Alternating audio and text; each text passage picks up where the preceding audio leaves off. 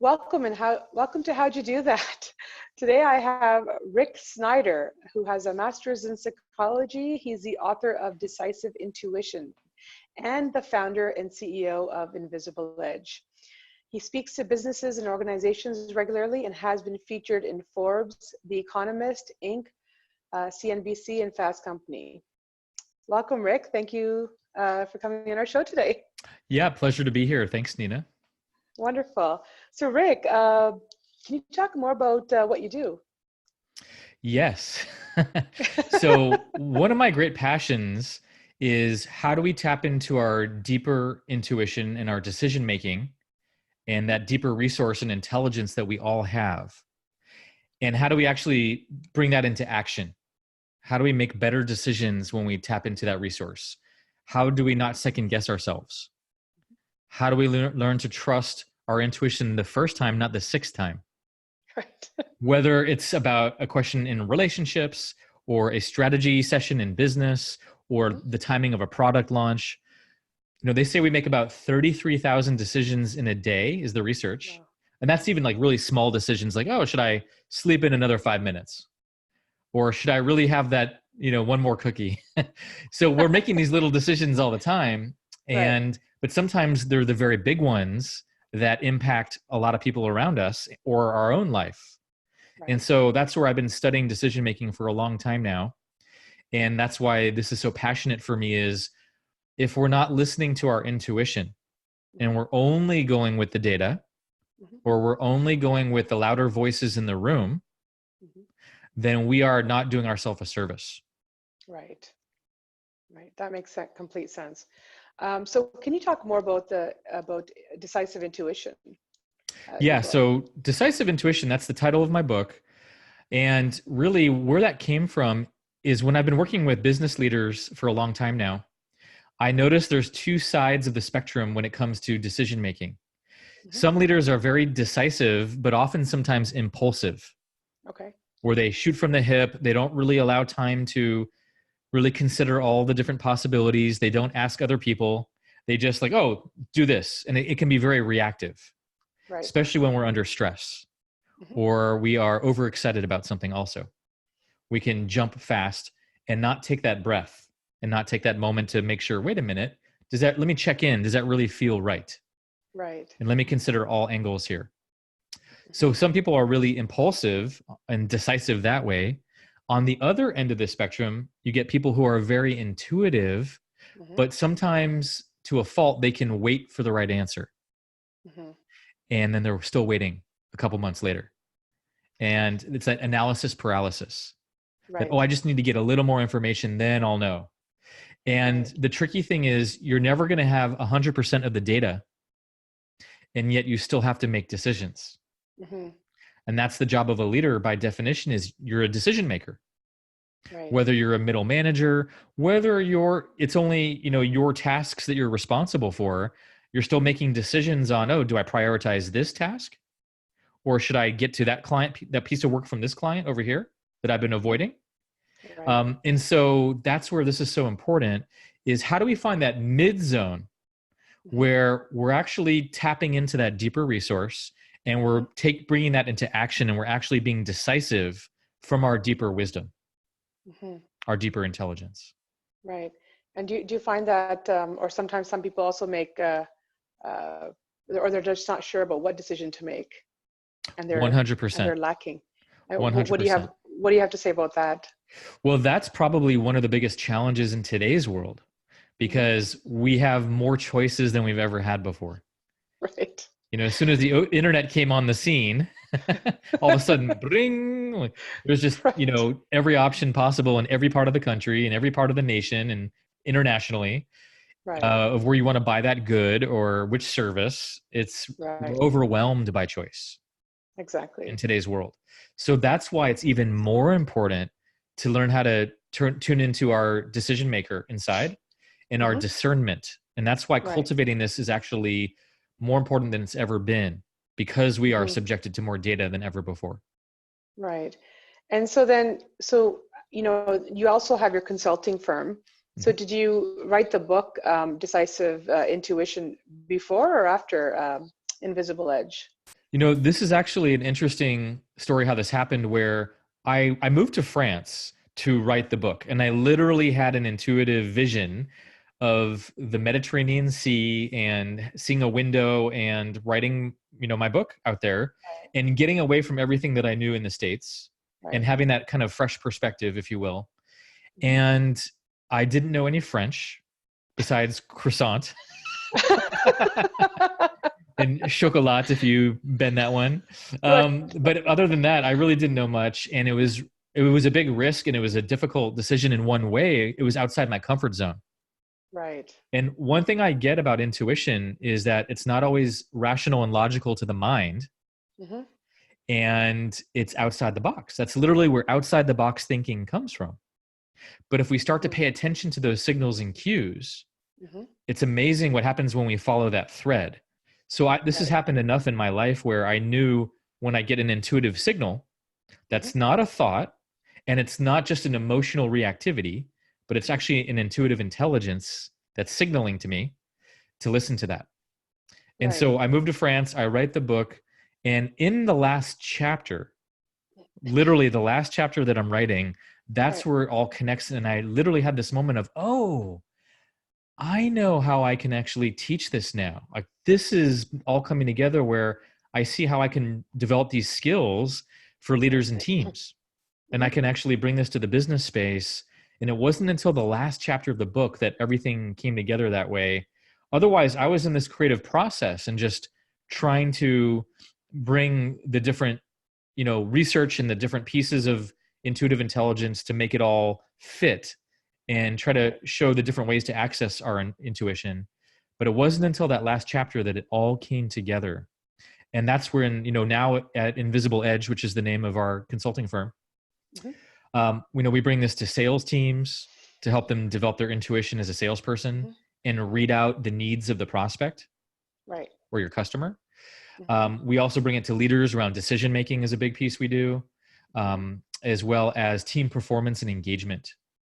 Imagine, you're reading out the body language of your team and being able to sense when something's off with your team or there's an elephant in the room and no one's talking about it. How valuable is that to name and bring that conversation to the foreground and deal with issues early on versus too late? And then lastly, we also bring this to innovation. So we've worked with a lot of R&D lab leaders, scientists, people who create products, develop products, and help them, once again, think outside the box in tapping into that subconscious, which is where our intuition lives. Wow, that's wonderful. And so how is Invisible Edge then different from other consulting firms? Because, at the end of the day, everyone has their niche market. So how are you different then? Is it more of the decisive intuition that you bring to the table, or? I would say most consulting firms don't go as deep into hacking the subconscious and knowing the science behind that and the psychology behind that and how to actually put that into real practical application that makes a difference in your conversations or makes a difference in your decision making or how you come together as a team and bond and get on the same page or deal with challenging dynamics right away and conflict. Because when you're tapped into your intuition, you're anticipating what's about to happen. Exactly, yeah. You're able to see around corners. That doesn't happen when you're only coming from your logical mind or your rational thinking. Because sometimes 1 + 1 does not always equal 2 when it comes to how the market is changing or climate impact or something that happens in China and how it ripples everywhere now in within hours or minutes. And so leaders have to be more adaptive than ever before. And so that's why intuitive intelligence is so important, because it's training leaders to trust their body wisdom, to trust their signals and cues, to read out what's happening in their environment. And so I think most consulting firms are more traditional only around, best practices and actions and behaviors, which is great. But a lot of times they don't go deep enough in the mindset piece, in embodiment and executive presence and leadership presence. Hmm. in emotional intelligence, and then finally Right. in intuitive intelligence. And so that's really Right. what differentiates us is we're steeped in psychology, we're steeped in behavioral studies, we're steeped in performance dynamics, and then bringing in a Right. whole new piece that most people are not yet talking about. Right. So I know you've talked a lot about intuition and decisive intuition. So how does one use their intuition then? Yeah, so I think one of the most important things is you have to first start to recognize, how do you receive intuitive signals? Or Right. what we like to say is, what is your intuitive language? Right. So for example, and everyone's a little bit different. This is where it gets very personal and interesting. So one way that we talk about it is sometimes there's what we call visual intuitives. Hmm. So people out there who will really see literally images, or they will see a picture of something. Like when I saw France, like, Hmm. oh, I literally saw the Mediterranean and a window that I would be in a desk that I'd be writing at, typing away, Right. literally. And I knew when I found that apartment, actually, when I was doing my little tour of the area in south of Right. France, I didn't find my place for about 6 weeks. And then I came to that apartment. I was like, oh, this is it. This is it. And I met, the French woman who would later be my landlord over there. Oh, And nice. right away, it just felt like, yep, something here feels right. And her husband, and eventually their whole family situation, it just felt on the money that way. Right. So Right. some people are visual intuitives. Hmm. Some people are audio intuitives. Hmm. So some people will literally hear words, or they'll pick up on languaging, precisely, or they'll notice when something sounds a little off. Right. So some people get more audio intuitive. Right. Some people are what we call body intuitive.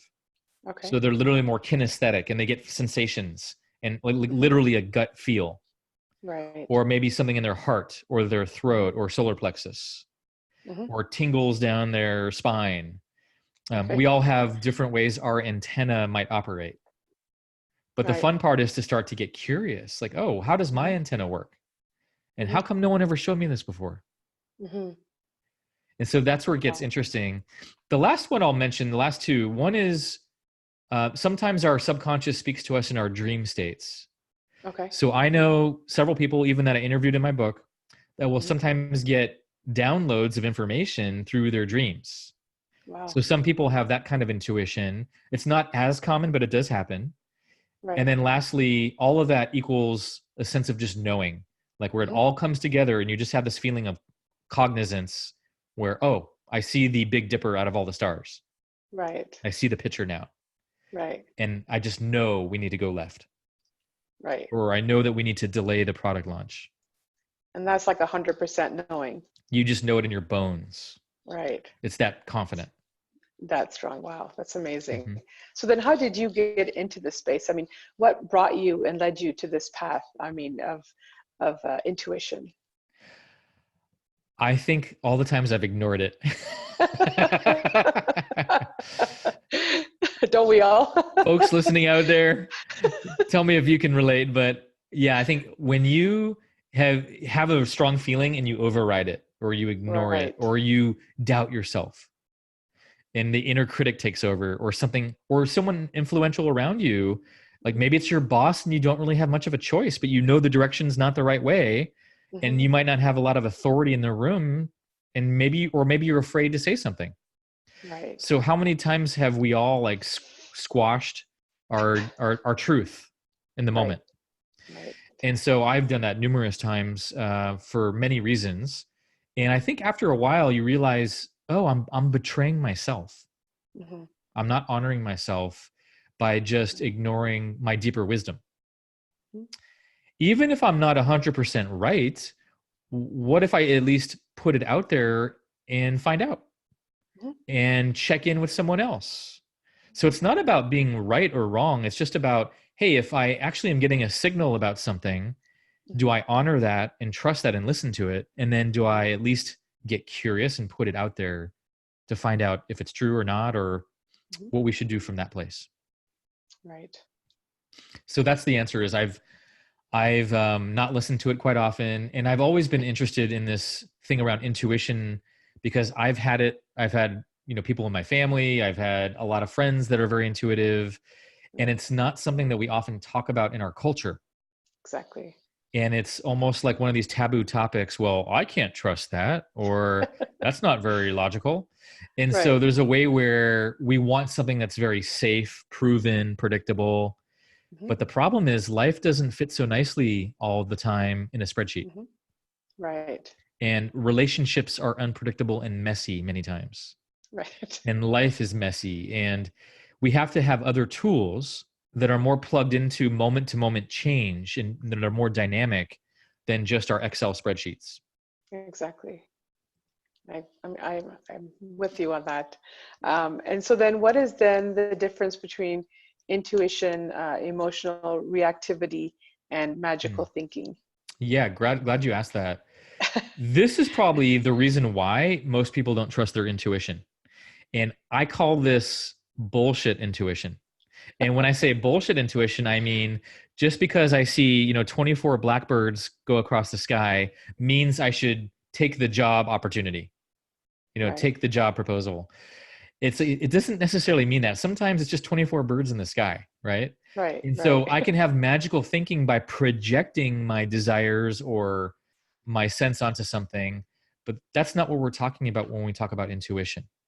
Hmm. That it's actually coming from a real-time relationship and doing the work to know what my inner signals and cues are over time, so I can Right. start to distinguish my projections, my judgments, my biases, Hmm. my triggers from that quieter clarity Hmm. that comes when I get a clear signal. Because a lot of times when I get an intuitive hit or a download about something, it's not very dramatic necessarily. Right. It's more just like, oh, go left, or oh, Hmm. this person is the right hire. But it's Hmm. not this big story and this big drama. And that's where emotional reactivity also, I think, is why people don't trust their intuition, is because what they're calling their intuition is really their emotional reactivity. And Hmm. because it's true, I don't know that I can trust my emotions all the time, because I might be upset about something or overstressed Right. or overexcited that I miss the 10 red flags Right. because Right. I'm so emotionally attached to an outcome. Right. And that's where it's different. And literally in functional MRIs, we're Hmm. seeing where emotional intensity and reactivity is lighting up different parts of our brain than when we have intuitive moments. Ah. So there literally is a distinction between when our amygdala is literally, they call it an amygdala hijack, when our reptilian brain takes over and all we Uh-huh. see is red dots or threat or Right. excitement and we miss everything else. So Right. that's why what we teach in our work is first slow down Hmm. and take a breath and get centered. And from there, tap into your intuitive sense and ask a question and see Hmm. what your response might be, not when you're overly charged about something, Hmm. because that's where emotional reactivity will get in the way. Right. Right. So then, why do you feel that it's important in this day and age to use your intuition more so than data analytics? I mean, I know a lot of, uh, not only in consulting, but in a lot of companies, data analytics is important.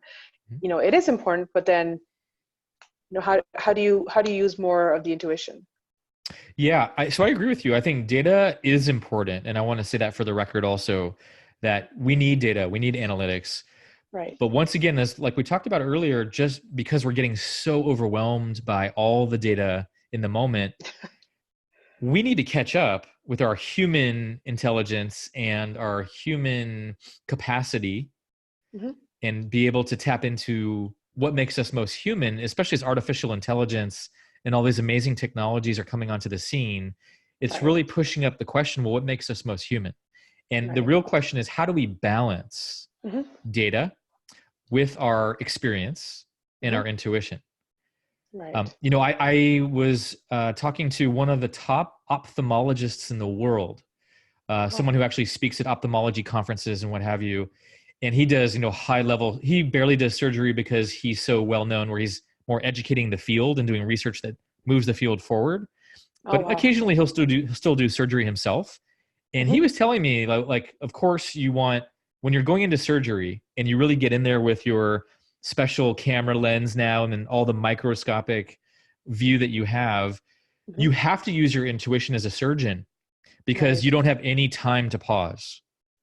You can't use your critical thinking like, oh, if I remember page 175 from that one book, what do I do in this situation? And then it's contraindicated with this medicine. Like, you don't have time for that stuff.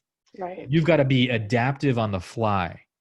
Right. So even someone in that situation, in a situation of chaos or unpredictability or uncertainty or volatility, it's what we call VUCA.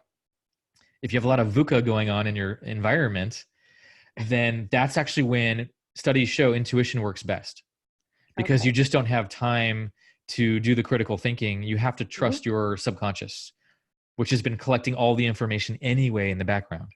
Right. So when you get in there, that's when people talk about flow states, like Michael Jordan on the basketball court, or even Kobe Bryant, even more recently on the basketball court, or a top performer on stage. When you're in that flow state, you're not coming from your critical binary thinking. You're in the moment, and that's where intuition lives. Wow. Wonderful. And then do you find that more companies would be utilizing intuition in making decisions in the near future? 100%. And we're seeing this more and more now. Basically, we're early adopters, and we realize that we're getting... So 25 years ago, Emotional Intelligence, that book came out with Daniel Goleman. 25 years ago. Wow. And in my experience, the business world didn't really respect emotional intelligence until the last 8 or 10 years. Right. So that's at least a good 15 years where, like, oh, that's nice. Let's get back to the metrics. We care how you feel. Yeah. So, but now it's like, oh yeah, actually it's pretty important to know, how does your customer really feel, and how can you connect with them in a real way, in an authentic way. Now we get that. It's a no-brainer. And companies who don't get that are dinosaurs now. Right. The same is going to be true with intuitive intelligence. That leaders who adopt accessing their intuition and realizing it's a skill to develop are going to be leap years ahead of companies who are still not paying attention to that and are not curious about that.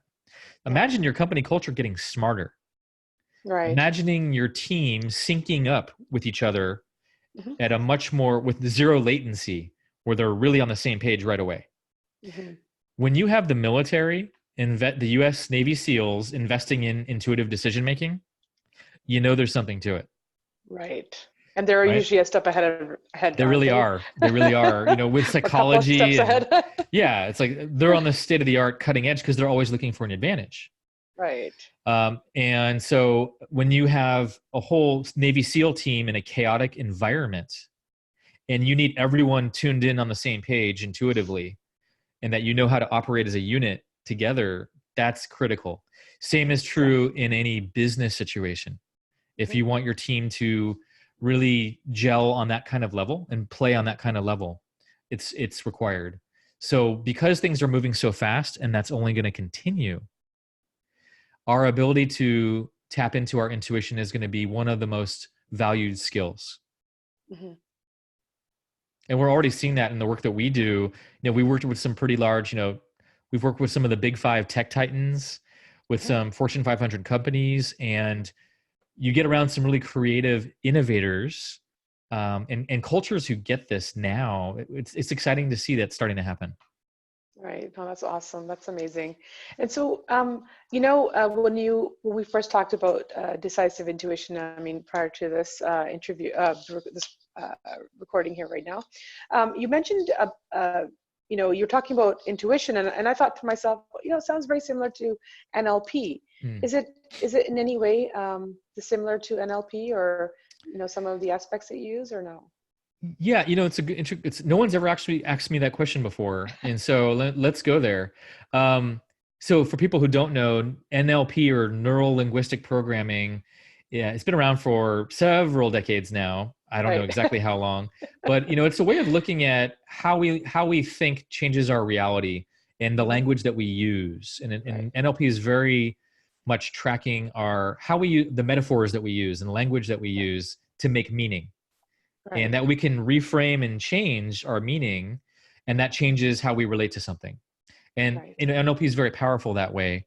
Mm-hmm. Where I think it's different is I do think, well, I'll start with what's similar. I think both NLP and intuition are tapping into the subconscious. Okay. So I think they're not just coming from the rational conscious thinking. They're trying to access a deeper subconscious Mm-hmm. of where our deeper beliefs reside, and also looking at where we make choices from. Right. So I think there is a relationship that way. Where I think there's a lot of difference is I think NLP is very hyper focused on language Right. and verbal Mm-hmm. and mental. And for me, intuition can be some of those things, but it's not just limited to mental, verbal, and language. Mm-hmm. Literally, we might be getting information emotionally from what's happening in the room, or Right. energetically when we can read a crowd. Mm-hmm. Like imagine being able to read the body language and the feel, not just the words of what somebody's saying, but what you can pick up off of them, almost like a broadcast, an antenna from a broadcast, Right. which is what we're communicating to each other all the time, like little electromagnetic beings that we are. So I might, like, let's look at politicians. Like I might tell you something, but you can feel something very different below the surface. Right. And I think we're less fooled by that now. That's why we're so hungry for an authentic politician. Mm-hmm. If there is such a thing, that's what we're craving, Right. because we can smell the BS a mile away. Where maybe 20 years ago, we were still kind of hooked on the BS. Like, oh, there's going to be no new taxes. They said it, honey, on TV, you know? And I believe him, you know? So now it's like, okay, BS. And so that's why I think that's what I love about intuition is, once again, it's body oriented, audio, visual, dream states. Like there's so many ways that we're tapping in. That's not just about language. It's not just, even though that's part of it also, Right. Mm-hmm. because it can be about how I say something, not just what I say. Exactly. Yeah. So that's where tone and cadence and register and all of that is that's what we train. Imagine training salespeople on like this great secret that a lot of people don't actually train out loud, of like, how do you actually train, energetics and emotions, and how do you open up as a salesperson to feel more, to receive more of information in the room, Mm-hmm. and see what you're getting, and how do you put that into words and digest that, and then bring it back to your prospect Right. and name their need in the moment. It's powerful as they get better at this. Right. That makes So sense. I do think language is huge, and NLP can be very powerful. For me, intuition is a bigger conversation that has more channels to it, I would say. Right. And so what do you think then, what gets in the way of intuition then? So one of my chapters in the book, I talk about the 5 obstacles to intuition, and I'll just name them briefly, and then I'll focus on the biggest one. Sure. So first we start with the rational mind. So the actual conscious rational thinking gets in the way of our deeper intuition. Okay. Busyness, Mm-hmm. running around and always being busy. We don't stop to check in with ourselves and slow down and feel. Mm-hmm. So busyness, Okay. fear, or basically any strong emotion can take us out of an intuitive moment. Right. And hijack us. Right. With the amygdala hijack. So fear, I love that term if you can't tell. The amygdala hijack. Fear, and then there's also doubt. So I know exactly what I'm feeling, but then I talk myself out of it. Right. Or I doubt, and I become my own worst enemy. Right. And the inner critic is the biggest extreme version of doubt Mm-hmm. for all of us. It's our kryptonite that we all have. Mm-hmm. Lastly is the ego. Okay. So my ego might get in the way.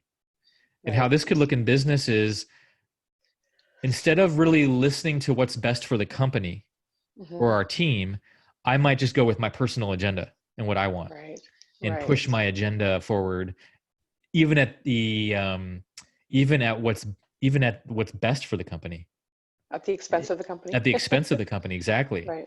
And we see this all the time. Like if I'm just looking for shareholder value and profits, and I don't really care about anything else, including the environment or my own staff, even though I might say I do, but what do my actions show?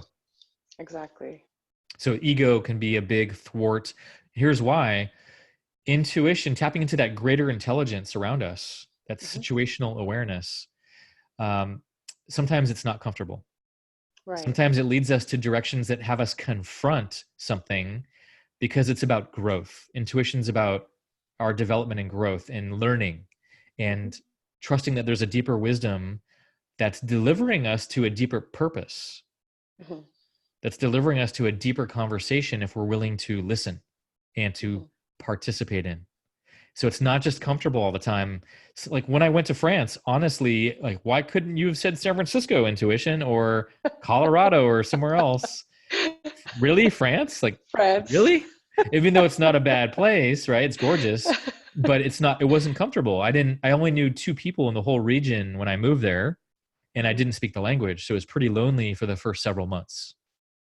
But there's something about, even though there's always going to be some trials and tribulations that test your resolve Mhm. with listening to your intuition, when you stick it out, there's this incredible payoff. Right. But isn't it the discomfort of not knowing what's going to happen? Isn't that also part of the intuition that kind of puts you in that situation? And if you listen to it takes you further. That's right. That's Right. right. And that's once again part of the ego is like, oh, in the mind is like, I just want to be comfortable. Let's just stay Right. with what we know. Let's not Right. rock the boat.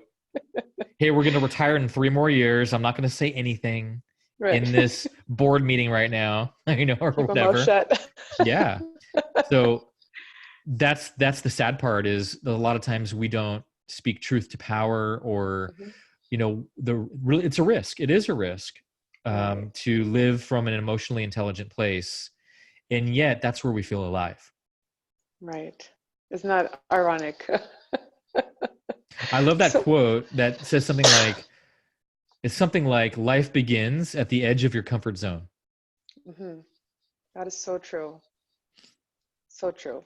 So then if you had to list one thing that we should be doing daily to help our intuition, what Mhm. would that be? I think the best thing you can do is, that's very practical. Let's get very practical for a second, is Right. literally taking a time out without technology. I call it a technology detox, even if it's 5 or 10 minutes, Yeah. and literally like step away from your computer, Hmm. or take a walk around the office, like 1 block walk Okay. around the office. If you're really sitting with a decision that you're not sure about, or you want to just check in with yourself on a deeper level and not just, you know how when you're in front of a computer screen for too long and you Yeah. start to feel fried after a while, Right. that's the moment to step away, take a 5 or 10 minute break, put your Hmm. phone on airplane mode, put your alarm on there if you need to, and Right. then just let your mind wander a bit and go back to that Right. ideation. You might have a question like, oh, how are we going to meet this deadline? Like, what needs to happen with my team to make that work? Like Hmm. right now, I have no clue how we're going to get there. Let me Hmm. just sit with that for a moment and ask my subconscious, basically, like, Hmm. what am I not seeing that's going to help us get there? And then just hold that question as you go on your walk around the block. And you'll be Hmm. surprised what starts to happen when in the background, those dots start to connect. Right. They say intuition works best when our rational thinking is distracted for a moment, Right. or it's put on pause and for a moment, so that Hmm. your subconscious can get to work in the Right. background. That's really the supercomputer, is your subconscious, where it literally processes information 500,000 times faster than your conscious mind. Wow. That's the research. That's why tapping into your subconscious is the greatest hack of all time. Right. So, Man, so maybe is that's my there next book. The greatest hack of all the time. greatest hack? Oh no, now that I said it out loud, someone's going to steal that. Right, Oh right at the man. end here, right? You just came up with the next book. If you got this far, yeah. So, anything else that you'd like to share before we finish this podcast for today? Yeah, I would just implore, if you're out there listening and this piques your curiosity, that's really like, trust your curiosity. That if something in this conversation hit an experience you've had before, where there was a time where you didn't listen to an important message that you got and you regretted it later, or there was an opportunity you didn't walk through or walk toward because you were scared, but you knew in your bones that was meant for you at that moment. If you don't want more of those moments in your life, um, listen, like do the work to listen and tap into your intuition, and test it out, pressure test it in your life, and let's see what happens when you start to live from your intuitive intelligence. And so that's what I would say as a final message is, check out my book. It's an easy way to get into the 6 steps to access your intuition. There's also tons of other material out there, lots of resources nowadays. There's a lot of great research in neuroscience and the neurobiology of intuition. And so science is finally catching up. As what usually happens, it finally catches up, and then people start to believe something. But give it a go if you feel any curiosity. And if you want to reach out with any questions, happy to discuss with you further for you and your team. Wonderful. That's great. Rick, thank you so much for taking your time out today and for this interview, this podcast. I think that a lot of people will find great value in this and hopefully use their intuition to the next step. That's great. So thank you. You're so welcome. I love talking about this topic, as you can tell. So thank you for inviting this conversation, and I look forward to more. So anytime, just reach out. For sure. Definitely will do. Thanks again. Okay. Thank you. Take care.